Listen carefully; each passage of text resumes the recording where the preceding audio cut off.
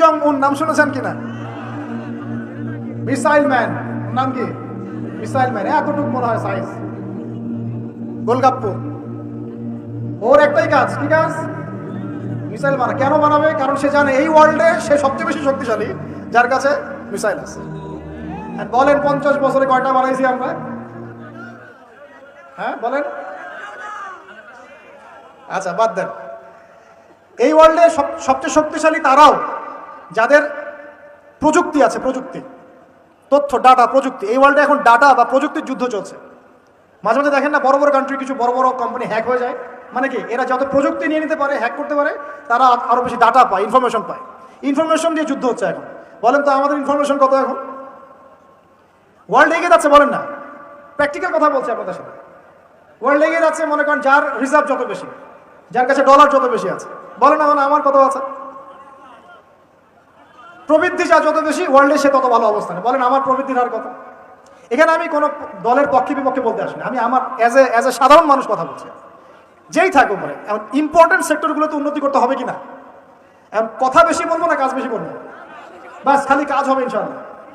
আল্লাহ পাক যাদেরকেই দায়িত্ব দেখতে কেন, তারা যেন কাজ করার তৌফিক অর্জন করে। আমরা আমাদের শ্রম দিয়ে, মেধা দিয়ে আমরা জাতিকে সাহায্য করবো ইনশাআল্লাহ। আমরা তরুণ প্রজন্ম আমাদের মেধা দিয়ে, আমাদের বুদ্ধি দিয়ে, আমাদের শ্রম দিয়ে আমরা ইনশাআল্লাহ তাআলা দেশকে সাহায্য করব, জাতিকে সাহায্য করবো ইনশাআল্লাহ। পারবো না ইনশাআল্লাহ? আমি বলি আপনারা বেশি বেশি পড়াশোনা করেন, বড় বড় পোস্টে যান, দেশের দায়িত্ব নেন, নিয়ে দেশকে এগিয়ে নেন ইনশাআল্লাহ। পারা যাবে না ভাই ইনশাআল্লাহ? চ্যালেঞ্জ তো নিতে হবে। খালি বসে বসে সমালোচনা করলে হবে নাকি? খালি বসে বসে সমালোচনা করলে কাজ হবে নাকি? ও এটা পারে না, সে এটা পারে না, ওই দল সেটা পারে না, সেই দল সেটা পারে না, এই করতে করতেই তো এই অবস্থা। আপনি করে দেখাচ্ছেন না কেন? আমরা করে দেখাচ্ছি না কেন? আবার ধর্মীয় অঙ্গনে দেখা যায় ওই আলেম এই ভুল, ওই আলেমের এই সমস্যা, ওই আলেম এই পারে না, ওই আলেম সেই পারে না। আরে ভাই, আপনি আলেম হচ্ছেন না কেন? আপনি আলেম হন, হয়ে কাজ করে দেখান। অমুক বক্তার এই ভুল, তমুক বক্তার সেই ভুল, মাশাআল্লাহ আবু তো আদনানের এই ভুল, আপনি বক্তা হচ্ছেন না কেন? এই যে চেয়ারে আসেন, বসেন, বসে যান, বসে ওয়াজ করেন নাকি ভাই? এই ওয়াজ করেন না, আমরা এগুলো ওয়াজ না, এগুলো কমেডি। এটা কি কমেডি? রুচির দুর্ভিক্ষর অংশ এগুলো। আমাদের যে রুচির দুর্ভিক্ষ দেখা দিয়েছে, এগুলো তার জাজল্যমান প্রমাণ। এগুলো আর বলতে যাচ্ছি না, থাক, আজকে নষ্ট হয়ে যাবে। আর লাস্ট 9 নম্বর বললাম, কি বলছি বলেন তো?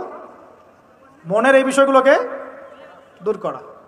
লাস্ট 10 নম্বর যেটা, সেটা হচ্ছে যে 9 নম্বর বলছি মনেরটা। 9 নম্বর বলছি যে অতিরিক্ত খাওয়া, অতিরিক্ত ঘুম, অতিরিক্ত কথা বলা, অতিরিক্ত মানুষের সাথে মেলামেশা করা, এগুলো একটু কমিয়ে যেখানে কাজ হবে সেই কাজটা করা।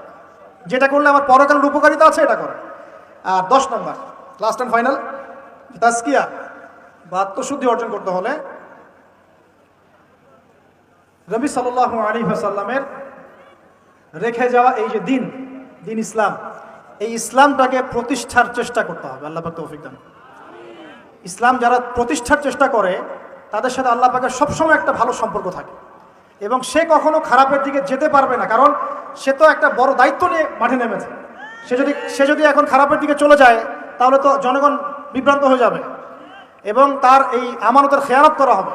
এই ফিকিরই তাকে খারাপ পথে যেতে বাধা দিবে, এবং তাজকিয়া তার মনের মধ্যে থাকবে ইনশাআল্লাহ। সে যদি ডানে বামে চলেও যায়, এই দিন প্রতিষ্ঠার এই যে তাড়না, এটা তাকে আবার ফিরিয়ে নিয়ে আসবে ইসলামের দিকে ইনশাআল্লাহ। আল্লাহ পাক আমাদের যুবক ভাইদেরকে নবী সাল্লাল্লাহু আলাইহি ওয়াসাল্লাম রেখে যাওয়া এই পবিত্র দিন ইসলাম সমাজে পালন করার, প্রচার করার, প্রসার করার, প্রতিষ্ঠা ঘটানোর তৌফিক দান করুন বলি আমিন।